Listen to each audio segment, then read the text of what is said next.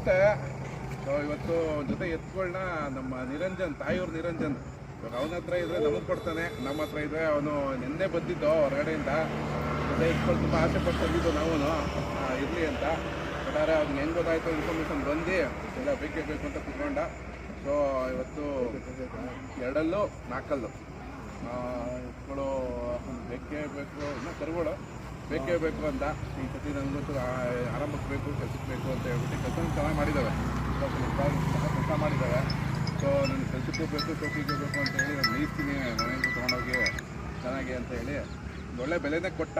ಒಳ್ಳೆ ಬೆಲೆ ಕೊಟ್ಟು ಅವನೇ ಏನೋ ಒಂಥರ ಹೆಣ್ಮಗನ ಥರ ವ್ಯಾಪಾರ ಕೇಳ್ದ. ಸರಿ ಆಯಿತು ಅಂತೇಳಿ ಮುಂದಿನ ಆಯಿತು ಕೊಡೋಣ ಅಮೌಂಟ್, ಇದು ಹೆಂಗೋ ಜಾತ್ರೆ ಟೈಮಲ್ಲಿ ನಿಮಗೆ ಕೊಡ್ತಾನೆ ವಾಪಸ್ಸು, ಚೆನ್ನಾಗಿ ಮೇಯಿಸಿ ಅಂತ ಒಂದು ನಂಬಿಕೆ ಐತೆ. ಕೊಡ ಹಂಗೆ ಮಾಡಲ್ಲ, ಯಾರು ಬಂದರೂ ಒಳ್ಳೆ ಬೆಲೆ ಬಂದರೆ ಕೊಟ್ಬಿಡ್ತಾನೆ. ಒಳ್ಳೇದಾಗಲಿ, ಒಂದೊಂದು ಕೊಡು, ಮೆರೀಲಿ ಹೊಸಪ್ಪ, ಎಲ್ಲರ ಮನೆಯೂ ಮೆರೀಲಿ, ಬೇಕಾದ್ರೆ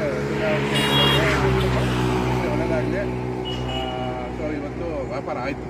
ನಿನ್ನೆ ಬಂದವು ಬಂದು ಹಂಗೆ ಒಂದೊಂದು ಎತ್ಕೊಳ್ಳೋ, ಒಂದೊಂದು ಜೊತೆ ಎತ್ಕೊಳ್ಳೋ, ಅದು ರಪ್ಪಂತ ಕಾಲ್ಕಿತ್ತೋಯ್ತು. ಒಂದೊಂದು ಜೊತೆ ಉಳ್ಕೊಂಡ್ರೆ ಅದು ಹುಲ್ಲಿನ ಗುಣ ಇದ್ದಂಗೆ, ನಮ್ಮ ಮನೆ ಉಳ್ಕೊಂಡ್ರೆ ವರ್ಷಗಟ್ಟಲೆ ಇರ್ತವೆ. ಇವತ್ತು ನಿನ್ನೆ ಬಂದಿದ್ದು ಎತ್ಕೊಳ್ಳೋ, ಇವತ್ತು ಇನ್ನೂ ಸುಧಾರಿಸ್ಕೊಳ್ಳೋಕ್ಕೆ ಆಗಿಲ್ಲ.